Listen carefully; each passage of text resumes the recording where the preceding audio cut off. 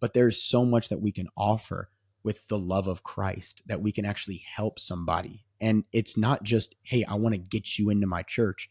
It's like I can reach 4 million people that maybe, a 99% of these people are never going to come visit my church, but they've heard about the love of Christ from our social media. And who knows? It's out of my hands. I've planted the seed.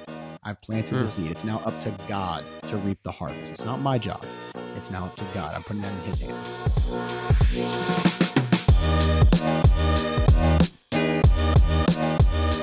Welcome, everyone. Today we are joined on the show by Martin Libby. He is the owner of Unveil Your Story and currently serves at CLC East near Baltimore, Maryland. He is a minister, musician, and creative that has been a blessing to the church, serving at conferences and events. We had a great conversation about his life and ministry. He shared his journey of becoming a creative. We talked about his father's involvement in the Ethiopian Crusades and his own experiences capturing large church conferences and events. Martin emphasized the importance of storytelling in media and much more. Welcome to the podcast. Thank you for joining us today. Man, thank you so much for for having me all the way. It's funny too, because when we were planning on what time it was, I was forgetting that in the evening here, it's morning there. And so as soon as this is done, I'm going to bed. As soon as we're done recording, I'm going to sleep. Yeah, I was worried about if it was going to be too late for you. Sometimes I remember we were just talking about this off air, but when I recorded with Brother Raymond Woodward, he had a party on. And so we'd initially organized for a time, and he goes, "Oh, sorry, I forgot. I've got this thing. We could push it back." And it was going to be 10:30 his time. I was like, "Are you sure you want to do it at 10:30?" He's like, "Oh yeah, it's no problem." I was like, "Okay." Yeah, whatever. It is. I will say it is better. What time is it there for you? For me, it is 11 a.m. or 11:15. Oh, okay. Oh, well, that's actually a perfect time. I was gonna say it's way better than doing it super early. I feel like I'm fresh right now. I can talk right now. So I do appreciate it being in the evening time. Yeah, this is a global podcast, so we got people on from all over the world, predominantly from the States or Canada. People so cool. that I know from there. But the worst trying to organize with is the UK. Their time difference with us in Australia is just so severe.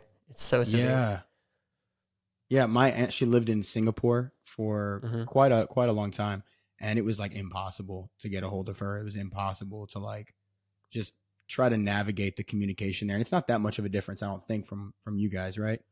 Singapore, I think, is a couple hours behind us, if I remember. It was just awkward enough where it was we'll shoot a text over and say hi. It was not a whole lot. I think of Singaporean calling. time right now it's 9 a.m. So you're pretty much heading to bed. So it's her sleep time is pretty much lining up with when you're awake. And it's helpful that we're on the East Coast too, because it's a little bit earlier for us than if it was California or whatever. Yeah, for sure. We're able to. Well, appreciate you making the time to be on. Yeah, thank you so much. I was talking to you when we first met. It was just you guys gotten off the bus for the Beyond weekend, and you walked in the sanctuary. I was talking to Kurt, who I'd interviewed before, and was sort of meeting him in person for the first time. And then you came up next to me, and you're like, "Hey, I'm Martin." I was like, "Bro, I've been following you for years." You know what's funny? I didn't know you were actually there. I didn't know until I was seeing photos of you. I think I can't remember if it was when Braxton came and visited or if it was a little bit after that. But I straight up just thought your podcast was here in the States. I thought you were here in the States. I knew nothing. I was so ignorant to all of it. And then I see that and I was like, oh, I'm going to see him when I get to Australia. That is so sick. So I was excited to come and say hi just because of that connection. Yeah, it was awesome. It was awesome working with you and appreciate you making the time to come on the podcast today. I like to start out all these conversations by the audience getting to know you a little bit. So if you wouldn't mind sharing a little bit about your background, that sort of thing. Yeah, so for anyone who knows the landscape of the United States, I'm far East Coast in Maryland. And I like to say anywhere I am that I am about 40 minutes outside of Washington, D.C. Because I don't know why, but majority of people don't know Maryland. And even when I was at Urshan College, I was telling people where I was from, and they all would say Maine. So I'm from Maryland. I'm not from Maine. I'm not from Minnesota. I'm from Maryland. But yeah, so born, raised in Maryland, 1997. I'm a 90s baby, one of the few that we have left in my generation. Where it's weird. I met a kid the other day who was born in, I think it was like 2015. And I was like, how's that even possible? But What? it's just weird. Doesn't make any sense. But yeah, so born, raised in Maryland. My grandfather, he started the church that I'm at. This year, it's actually 50 years ago this year.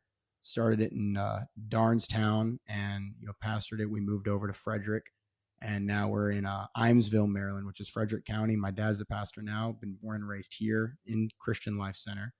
Um, Man, my childhood is it's an interesting deal. I was a PK, still am, Mm.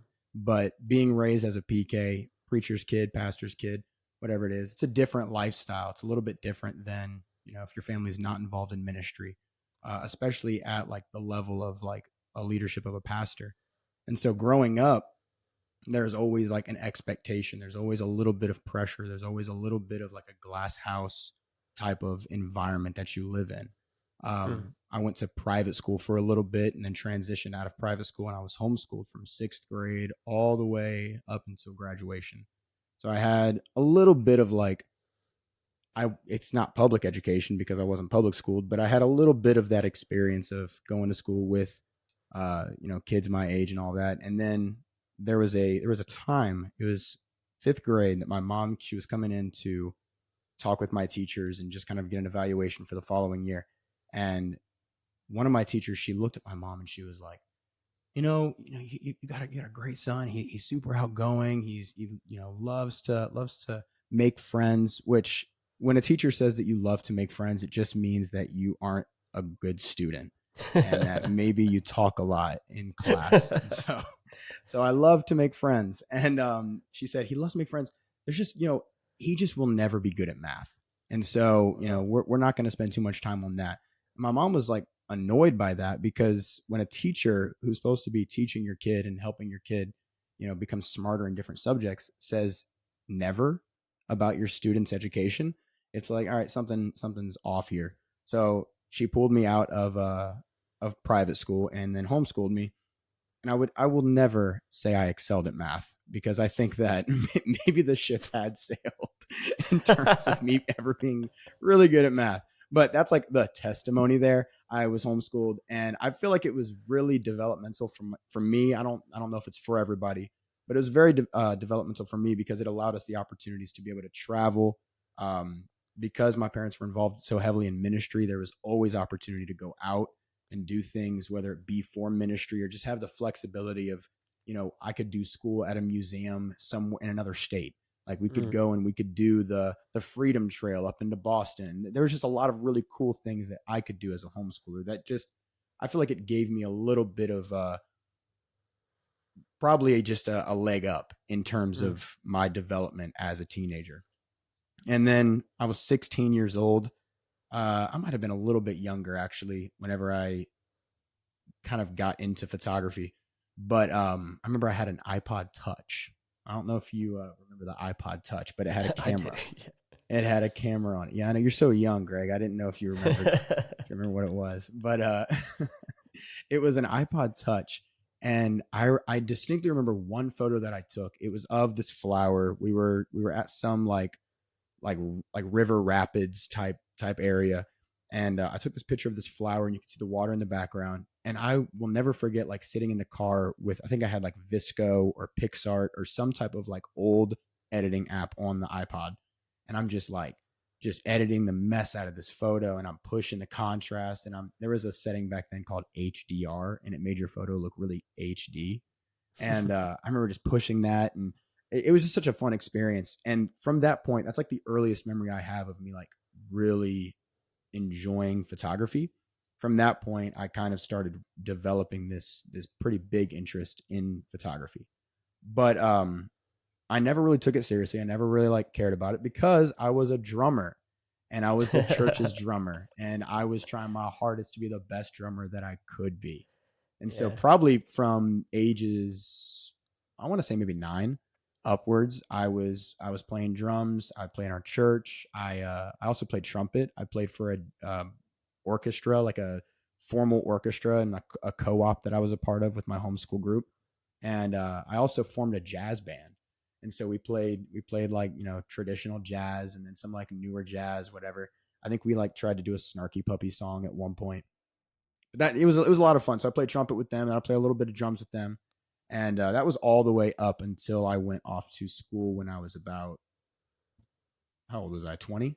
It was 2017. So however old I was in 2017. Mm. Um, but during all that time, I was kind of getting into photography. My parents, they bought me a camera when I was 18 for graduation, high school graduation, and it was my first ever camera. It was a Rebel T5, had a kit lens. It wasn't a great camera, but it was the only one that I ever owned. Up until maybe 3 years ago, it was the Mm. only camera that I ever owned, and I rented everything else if I ever wanted to do like a big shoot.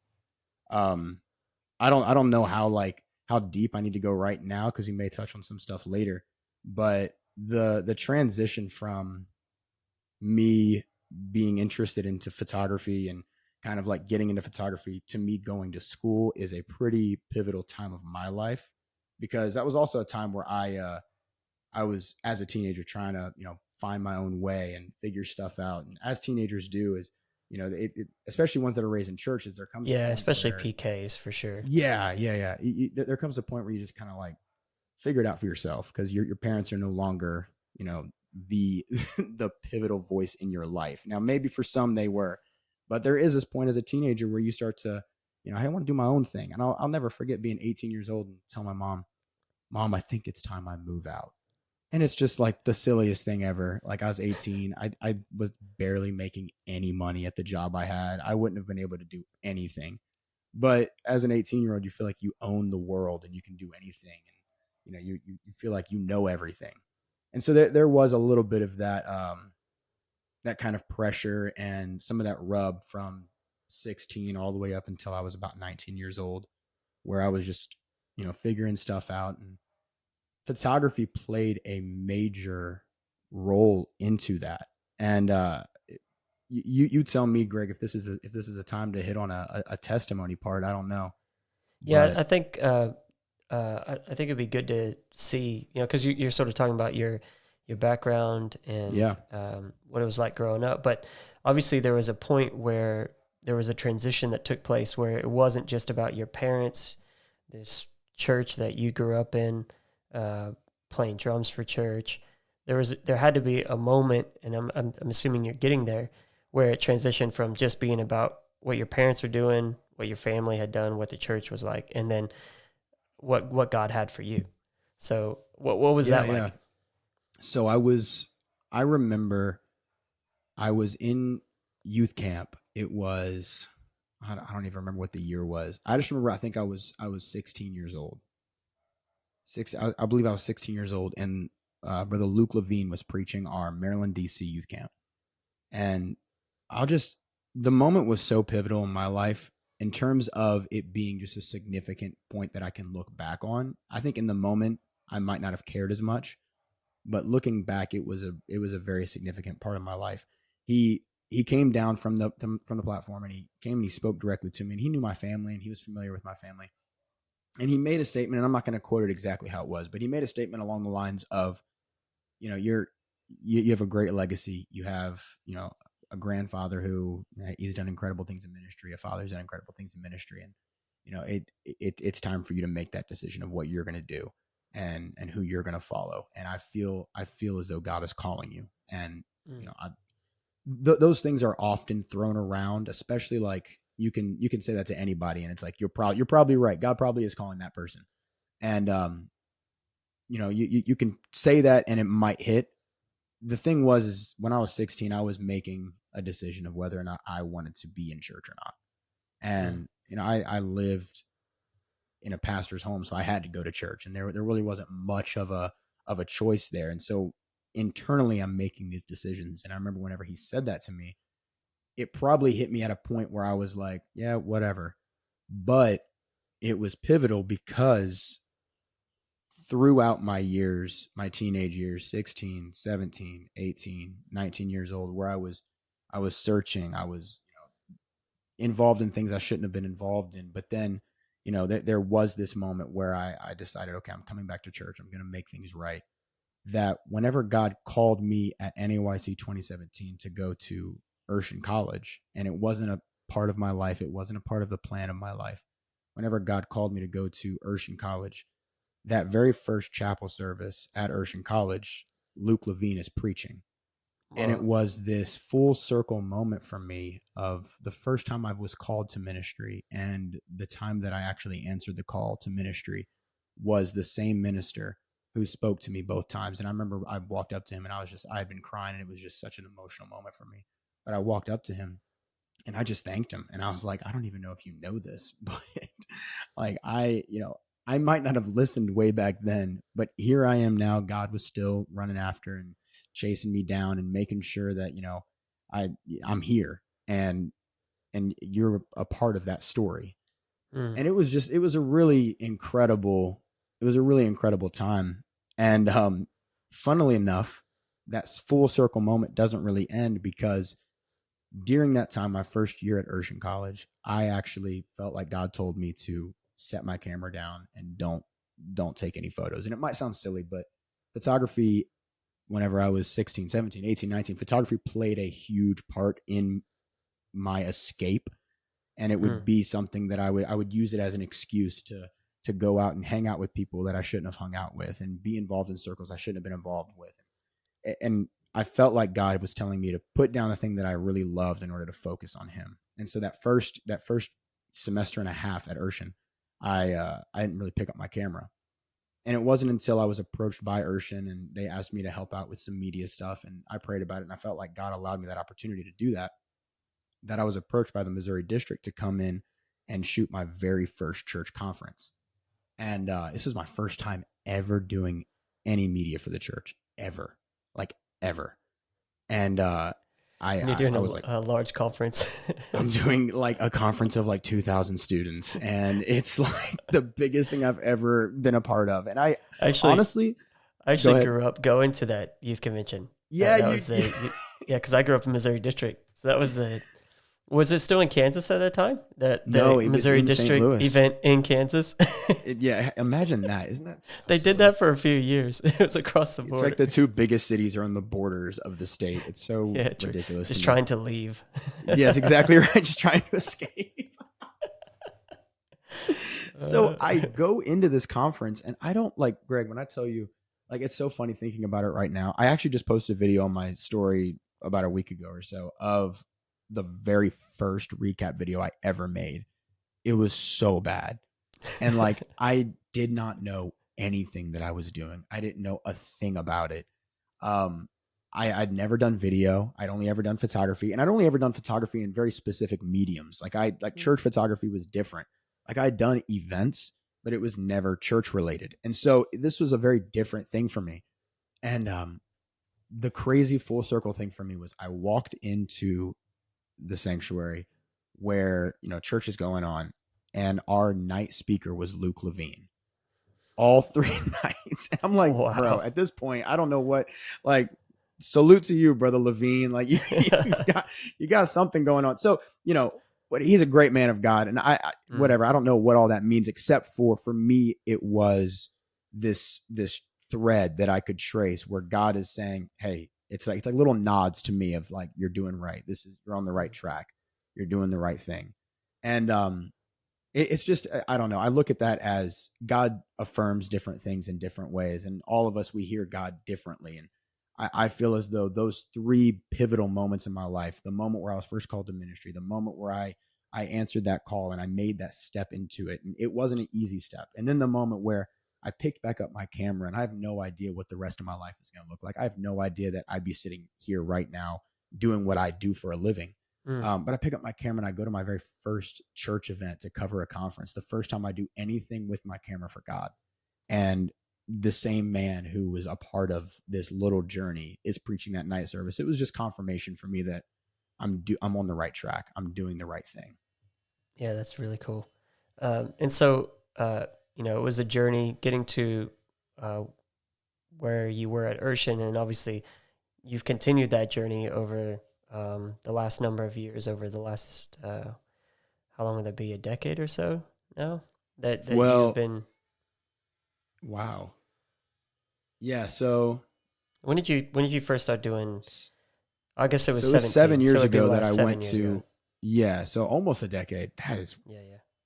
That I'm just just made trying me to make feel you feel very old, bro. old. Yeah, That just make you was make you feel like I feel all the time. that was weird, man. Yes, I'm 27. So yeah, it was 7 years ago. That is weird. Yeah, I saw the emergency brake like just go off in your mind when I when I said I decade. was like doing the math, and I'm not good at that already. I already exposed myself, so it took me a little bit to figure it out. Well, along that journey, what advice would you give someone who feels the call to ministry or is on that journey, whether it's the beginning stages or they're maybe a couple years in? Because as you have alluded to, it's sort of developed over time. You're a musician, Oh yeah. you felt the call to preach, you're a preacher, but you're also creative, and God's using you in many different ways. And so, whatever sort of ministry someone feels called to, what advice would you give them?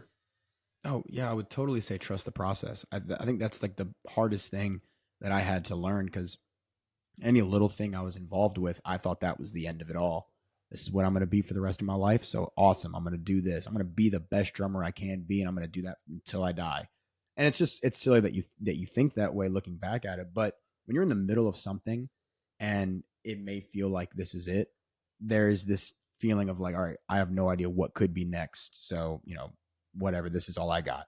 But there is a process to all of it. I think even in the middle of that, because there also are people that probably feel called to other things and they're doing something that is completely unrelated.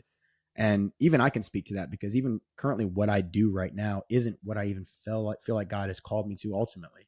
I feel like there's going to be more stuff that I'm able to do in the future, and more things that I feel like He's called me to be a part of. But through that process, I think it's so important that no matter what you're doing, that you do it wholeheartedly as unto the Lord.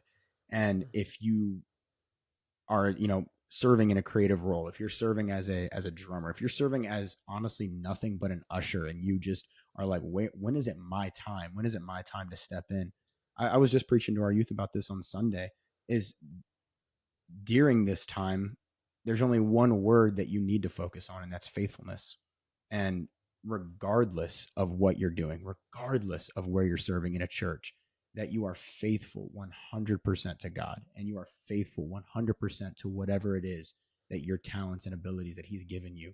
And for me, that's my testimony throughout all of this is if I had not been faithful in the little, if I had not been faithful in the few, God would not have been able to trust me with great things. And we see that with Elijah and Elisha is, follow me. And eventually one day, if you keep your eyes on me, if you keep focused on me, you will have that double portion that you seek. But the second you lift your eyes and you focus elsewhere, I could be gone and you could have missed Mm. your opportunity. And so I think of these little moments where, I was playing drums and I'm like, I don't know what God has for me. I don't know what it is, but I'm going to be the best drummer I can be. And I'm going to try my hardest. And I went to Urshan playing drums, and I was the drummer at Urshan. And I had awesome opportunities. I got to play at NAYC for one of the day, the like before evening service things, like the pre-service Urshan stuff. Hmm. And it was a great opportunity. The last time I played drums was 2 weeks ago, and I was trash. I did so bad because it's been so long since I've played. But there was a point where that was my thing, and that was what I identified, and I did it 100% because this is what God has allowed me to do. And Mm. then the phases and the seasons of life. But I think the best advice is to be faithful in what you're doing, and don't always try to figure out what's next and what's down the road, because the second you try to look up and see what's going on down there, that's when you become distracted and you could miss what God's trying to bring you into. Yeah, and you just never know how the world's going to change, how your life is going to change, Oh, and never. you can only Never. sort of make those comments years down the track. When you're younger, it's like you don't understand that. But I Yeah. would have never guessed that I would I would be in Sydney when I That was is true. 18, 19 Yeah. years old. So yeah, it's just you just never know where the journey takes you, and the only way that you can go on that journey is, as you said, through being faithful and Right. and saying yes to the call. Um, I think it's easier also, Greg. I don't know if you've felt that way, but as a young person, there's so much pressure to know what you're going to do, to know where you're going to be. I mean, society puts that pressure on us with career. Is, you know, mhm, what are you going to school for? What are you going to study? What do you, you know, when you get to college, what's your degree going to be, and what's your career going to be after that, and what internship are you going to get? There's so much pressure, and I feel like if we slide all that pressure into living for God doesn't become fun. It doesn't become exciting. It doesn't become fulfilling. It starts to feel stressful. It starts to feel overwhelming. And that should never be how living for God feels. It mm. should be a joy in everything that we do, no matter what it is. Yeah, And it like, also leads to competition, and oh, uh, that's a good point. yeah, like if you're taking that sort of view, oh, okay, well that person got that opportunity, I Yeah. should be getting it, and then Yeah. instead of just enjoying where God has you and being on that journey, you start comparing yourself, which is obviously the thief of joy. So Comparison. Yes. yeah, there was one thing that we talked about. I think while you're in Sydney for the Beyond weekend, I was able to snatch you and Shout out to Landon Tyler away. Sullivan, Yeah, Beyond Initiative. yeah, it was really cool. But I was able to snatch you and Landon away and take you up to the daughter church that we've started, Campus Church, Oh yeah. up on the Central Coast. And we were able to chat. That's a long drive. So we were able to chat. It was Yeah, great, actually. It was it awesome was hanging longer out. than I thought it was going to be, and then there was one point in the drive, and I wasn't meaning it this way, but I was like, oh my goodness, we still have an hour left. Yeah. I forget what you said, but it was something along the lines of like, are you already bored? Like, is this not, are you not having any fun Yeah. with me? But it was during that we were talking about a whole bunch of different things, but you shared with me that you actually weren't the first person in your family that was involved in capturing church events. Your dad was actually involved as well. Do you mind sharing a little bit about some of the stuff that he got into? So it's funny because like him and I were talking about this last night, and so back in the 1700s when my dad was involved in church stuff, he was also a PK, and my grandfather started our church when he was 23 years old, and he was saved, was filled with the Holy Ghost, baptized in Jesus' name when he was 20. So he had a Wow. 3-year gap. Yeah, name one person who's doing that right now, Yeah. who's even allowed to do that right now. I don't know.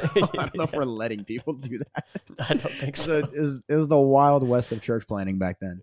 But he was 23 years old. He went off. There was a church that was failing. It was dying. I don't even know if it was even a part of the UPC or if it was just a church that just needed somebody to come in and shepherd it. And he was asked by the district to, which by the way, the district back then wasn't even Maryland district. It was like 3 states that were Mm, all combined into one district.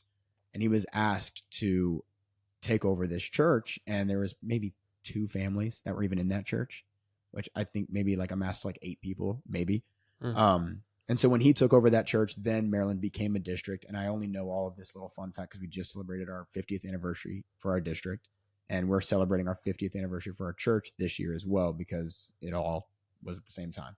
So anyways, he took over the church, 23 years old, is a like on fire pastor, like new convert fire, by the way, which is like a different type of on fire for God. It's like almost scary. And so like new convert on fire for God. And along comes my dad, and I am very much like my dad in um probably this way, the creative side of things. And I didn't even know this until even like recently.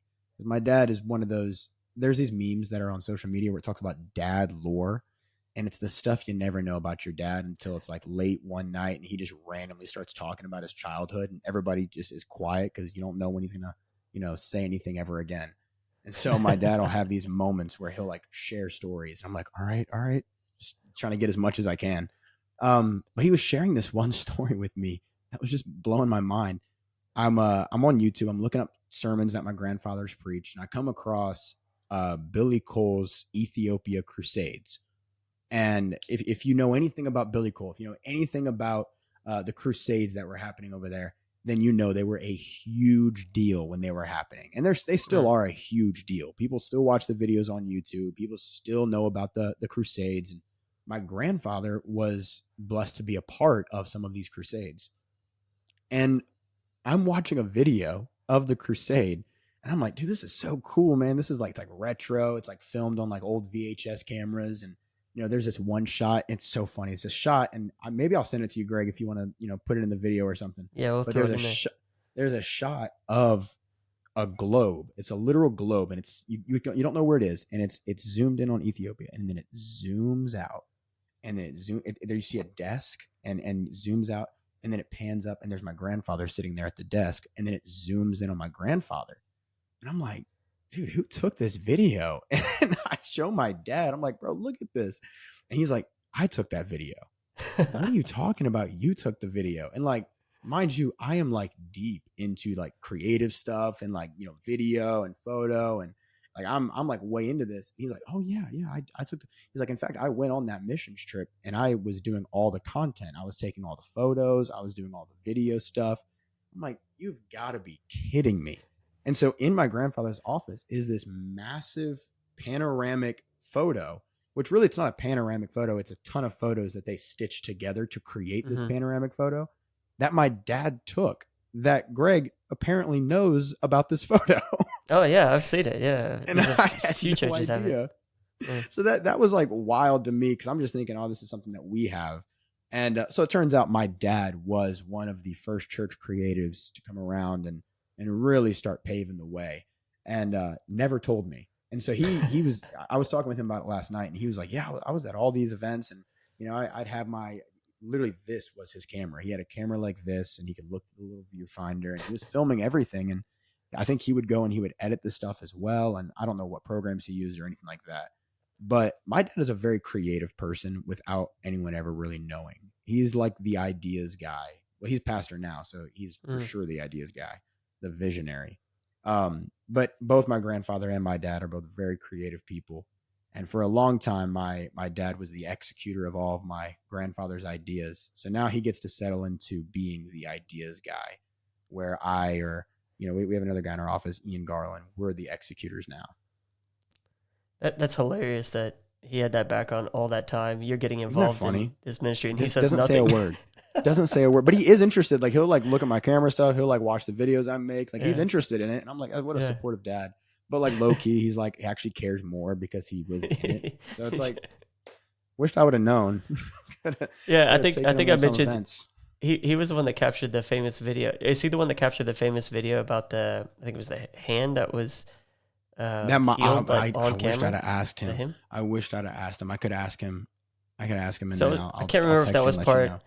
Yeah, I can't remember if that was part of the actual Ethiopian Crusade, the famous one you're talking about, or if that was a different crusade that Brother Cole was on. There were so many. There was so many crusades that he went on. I don't know. And I do know my dad did that one, and then he did a bunch of crusades in Jamaica.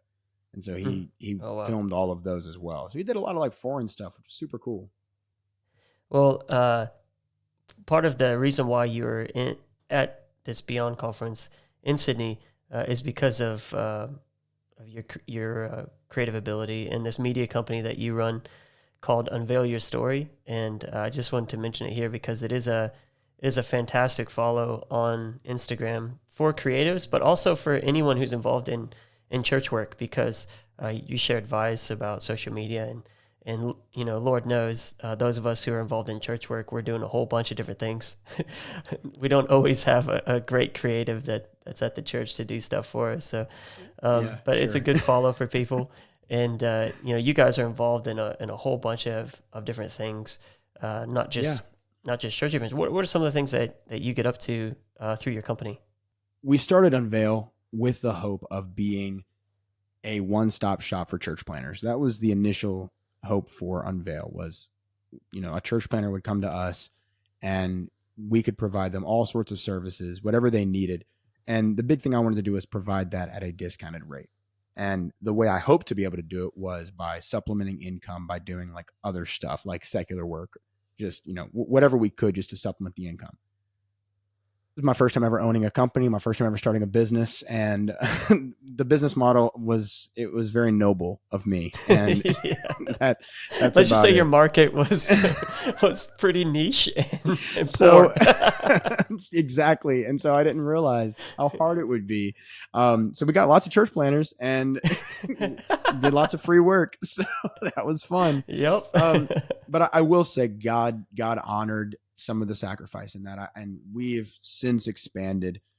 We're about 2 years old now, and we've since expanded into tons of mediums, and we've gotten to do incredible work. I mean, we were involved with, for like macro scale, we were involved with stuff like General Conference, NAYC, because of the times we facilitated, pretty much every like major conference within the UPCI. Yeah, you do a In lot of fact, the socials. You guys do that, like yes, the video for socials.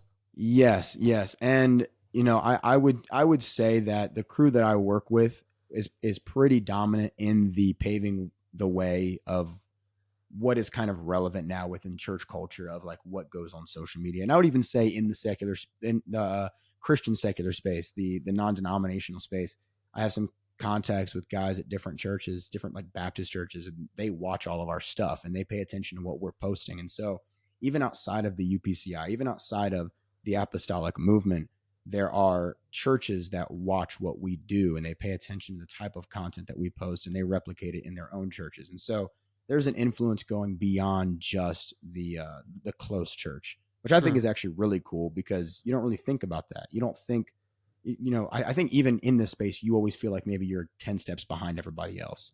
But I think we've kind of caught up in terms of whatever the curve is. We've caught up and where we might even be on par with what some other people are doing. So we've done pretty much every big event that, people might be able to know. But then outside of that, we've had the awesome opportunity to work with missionaries. And that's our next big trip in October is to Cyprus to do a deputation video for the missionaries that are over there, the summers. And that's an initiative that we're very, very excited and passionate about. Not only just helping here locally, but being able to go out and create content and stories, tell stories for missionaries that are overseas that don't just have the means to be able to do that themselves. We all sort of like know you guys as an Unveil. We sort of shortened the name, but really it's Unveil Your Story.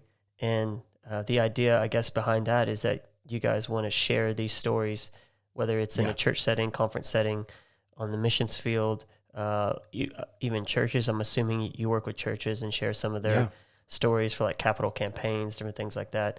Um, and it's really cool. I think you also work. Do you guys work with some of the other departments, like We within do. the? So Yeah. we work with UPCI Music. We work with NAM.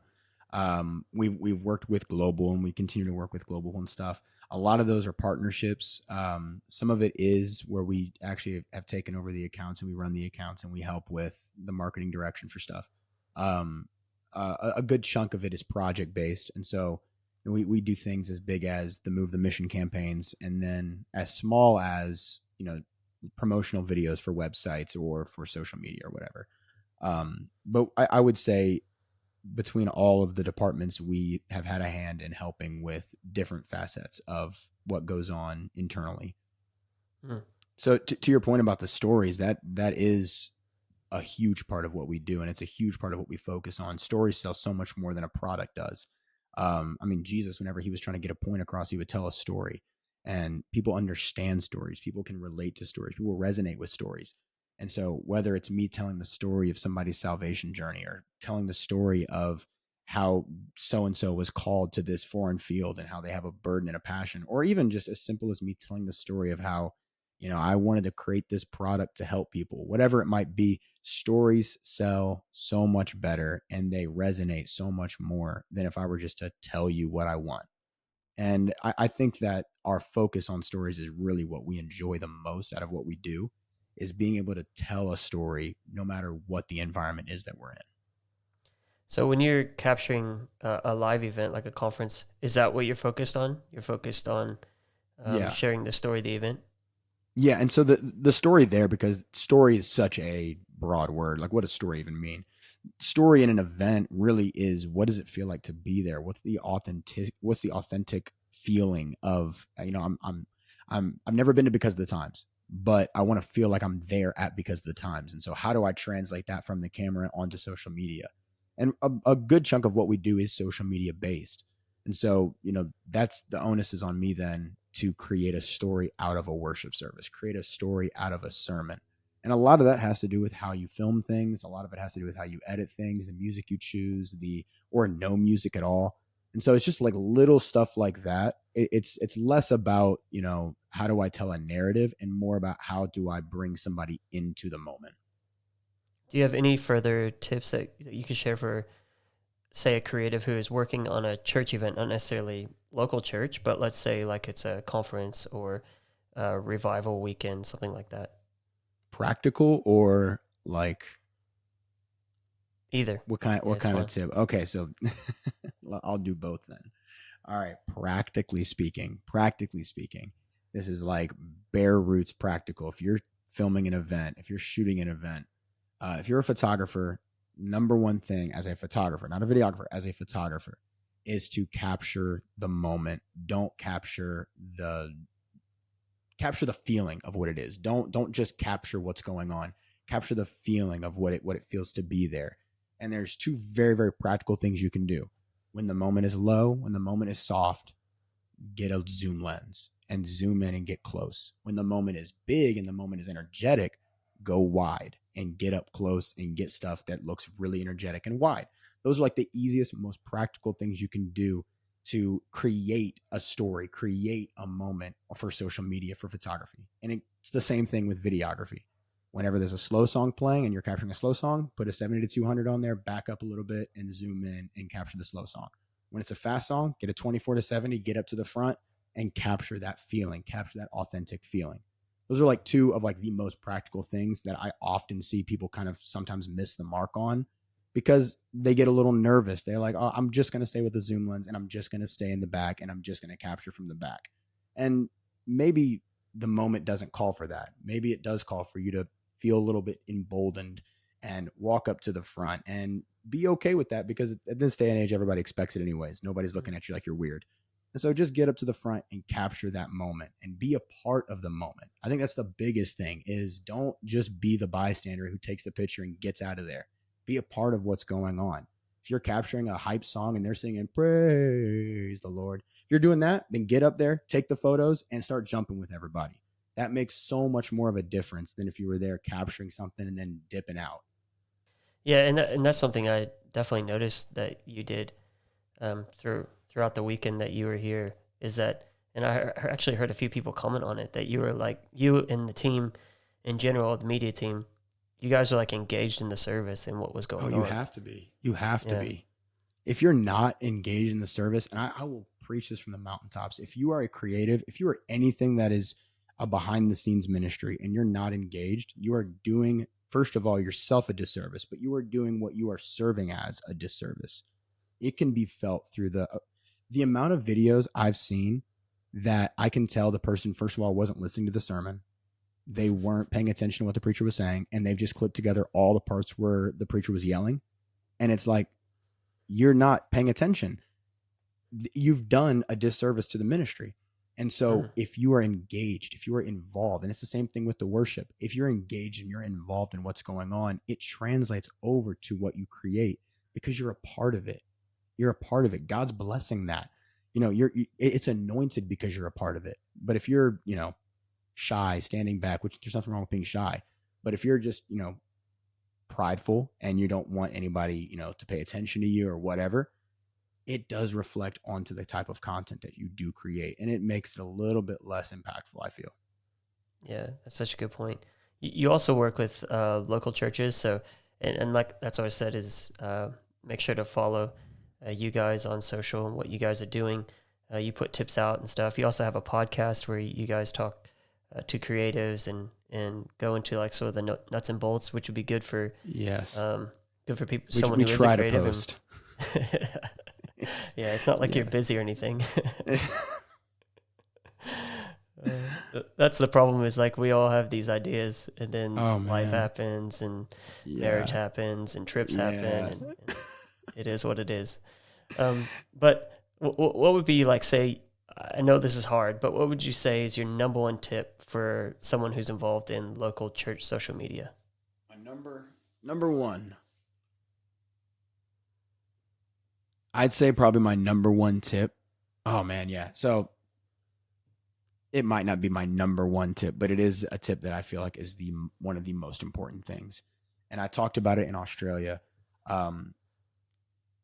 So much of church media is focused on the platform, and not enough of it is focused on what the church does outside the four walls. Um, Now, this might not be up to the creative because maybe your church isn't as involved as it maybe should be in the community, or it's not maybe doing a ton of stuff outside. So if that doesn't apply to you, then take it with a grain of salt, whatever. But for the churches that do things outside of the four walls and have community events and do stuff that are ministry focused that aren't necessarily in the sanctuary or whatever, it is imperative that you show more than just the platform of your church. Because when somebody is looking at your church and they are looking to belong and they're looking to be a part, it is important that they can see that there are things that they can do that aren't just worship and aren't just listening to preaching.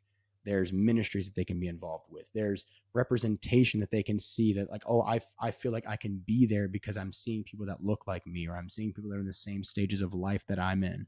And they see these different, things going on that maybe they want to be a part of those things. Maybe they have interest in those things. And it's so important that churches showcase what they have that doesn't just end on the platform or start on the platform. I think that would be my biggest piece of advice. And then I have a hot take for you that not a lot of churches do. And this would be like a nugget. I'm going to give you guys this nugget because I don't know. I don't hear anybody talking about this. Is create sessions or plans or series on your social media that touch on topics that are not necessarily talked about often.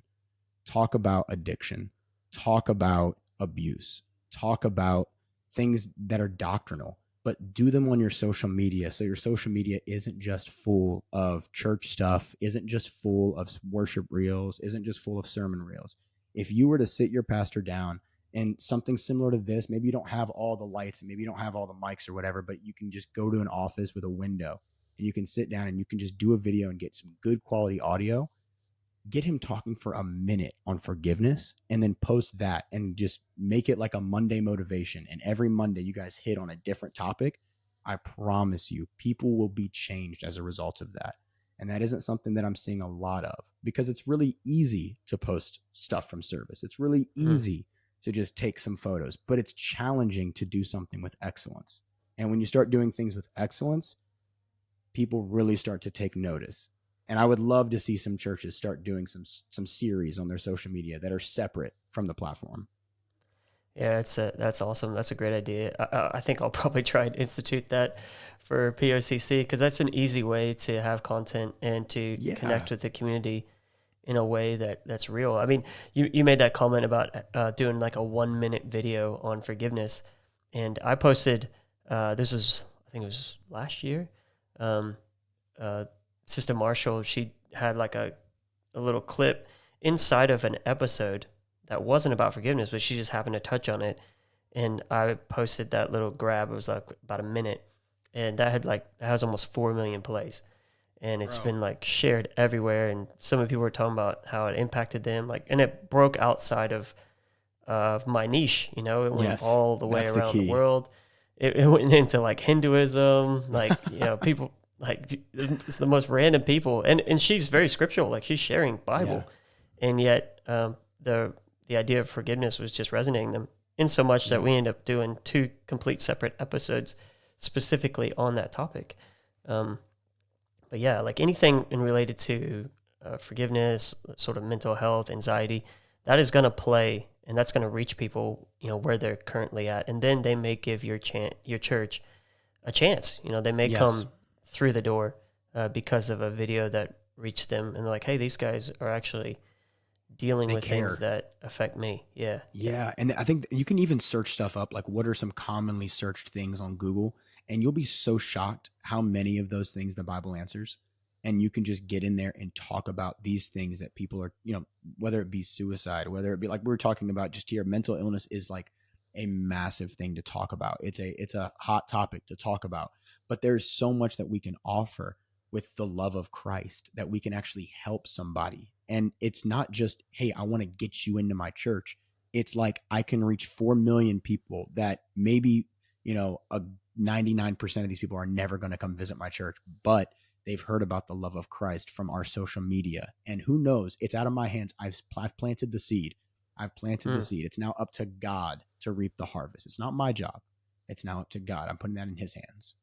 Yeah, and I think we undervalue the seed planting aspect, and that's why I Big like time. having guys like you on the podcast. You know, we're not necessarily a media-driven podcast, but this sort of stuff is important because it is seed. You know, it may not. Yes. You know, yeah, we're in a swipe culture, whatever, but still, there's a save button. People save these videos. They go back and watch them. It does impact their life, and you just never know. You never know. It's like I preached a message last year, towards the end of last year, and I was talking about, you know, the sower and the seed, and it's like, you know, you're not there. The sower wasn't told to do anything else except for sow the seed. Like that's what he was told to do. That was his job. His job was to sow the seed. It wasn't to. In that parable, he's not even picking which ground it goes into. He's just told to sow the seed. Just sow the right? seed. And this is a great opportunity that we can do. Yeah. That's so good. And you're right, it is overlooked. And because it's looked at as not important. Because you don't get the feeling of satisfaction of knowing what happens as a result of that. Although it's just as important as anything else, because it's a part of the process. And that process needs to happen. Without a seed planted, it can't be watered. And without it being watered, you can't reap harvest. And so if the process doesn't happen, then now you have a soul wandering around who's never been told about the love of God, or never been told about the joy he can experience, just entering into the presence of God, and how that can happen in their bedroom. It doesn't have to happen at a church. And if they want to pray right now, you can pray right now. And I know we're on Instagram, but let me pray with you and just pray with them. And it's getting out of your comfort zone, and it's a little awkward, but it's so imperative. And we have the platform to do it. And the algorithm right now helps you because you don't need the followers for people to see it. It just gets shoved out to the world. And, I hope it hits the person that it needs to hit. Yeah, that's good. Thanks for sharing that, man. And thanks for coming on the podcast. I do like to ask this question to everyone who comes on, so no one escapes it. But what is it that drives you, Martin, when it comes to ministry? What is it that is that driving force for you? Oh, the driving force. I'll be so honest. There's two things. My dad raised me with one rule, aside from all the many other parental rules. One spiritual rule is he told me, he said, I don't care what you do, I just want you to be saved. And so there is one driving force, and that is my desire to be saved. And I want to be saved. I want to make sure that I'm the best man that I can be. I want to make sure that I'm the best Christian that I can be. And as humans, we fall short so often. But my driving force is I just want to be saved. And if I feel myself drifting, if I feel like my job is getting in the way, if I feel like my passions are getting in the way, then it's time to reevaluate, because I just want to be saved. The other thing is I want to make an impact. And I don't want to leave this life fruitless. I don't want to leave this life with nothing left behind. And not selfishly, but I want to make a genuine impact where what I've done actually has helped people, and what I've done has actually helped propel people to Christ. That's the goal. I want to be saved, and I want to see others saved. So I guess that's the most biblical goal you can have. but that is genuinely real, my driving force. That's genuinely my driving force. I mean, so many preachers come on and you ask the question and you just never know what the answer is going to be. And some people will take it one direction, but a lot of them is coming back towards seeing other people saved, making a difference, heaven, those sorts of things. And that's because that's what drives us. Like that's why we do what we do. That's why you invest the hours into figuring out lighting, just so you can make something more presentable. Yeah. You know what I mean? But but if you see the end goal in mind, then those things will make sense along the way, Yeah. Well, it's been awesome having you on, bro. I knew I'd really enjoy this conversation. Hopefully everyone got something out of it. I do like to finish every episode by giving the guest the opportunity to share a final word, a parting word, with the audience. So whatever you feel the Lord's laid on your heart specifically for the podcast, if you wouldn't mind sharing it with us, bro, and you could take us out from here. Thanks again for your time. I think probably the one thing, first of all, thank you, Greg, for having me on. I really appreciate the opportunity. I'm a listener, and so it's pretty cool to now be a participant. So I do appreciate you reaching out. I want to go back to that one thing we were talking about in the very beginning about faithfulness, because that is something that I've been really pondering recently, and how the crux of our walk with God really does culminate to that word faithfulness. And when you are faithful, God honors that. And I think that it's so much more than just being faithful for yourself, because something that I've been thinking about recently, no matter what season of life you're in, and no matter what level of influence you feel you have, there is always somebody watching you. Always. No matter who it is, no matter who you are, there is always somebody watching you. And that idea of faithfulness is so much more than about you being faithful to God, but it's about others seeing your faithfulness.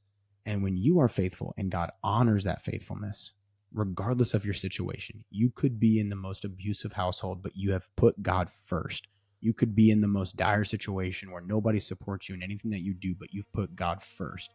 Other people take notice of that. And I think back on my great grandmother, who was 97 years old, and it's my grandfather's mom has watched my grandfather almost his entire life. 23 years old, starting a church. My great grandmother did not care at all about church, did not care at all about God, did whatever she wanted to, and would support him from a distance. And I think would just, as a son, would support him. But it wasn't until she was 97 years old, on her deathbed, my mom was sitting there next to her and was singing her hymns, and she was feeling God's presence, that she had this epiphany, and she looked over and said, I don't know if I'm saved. And my mom was, okay, let's talk about it. Walked her through scripture, walked her through the process, prayed with her. She received the Holy Ghost with the evidence of speaking in tongues and was baptized, and not even weeks later passed away. That's the type of faithfulness that I'm talking about. The faithfulness where you have seen your mom grow all the way to 97 years old, but you remain faithful to God. And that faithfulness was a witness to my great grandmother. And so if I had to leave anybody with anything, it's be faithful, be faithful, be faithful, no matter where you are in life, no matter how small the thing is that you're doing, no matter how minute or minuscule you feel, somebody is watching you and somebody is being inspired by your walk.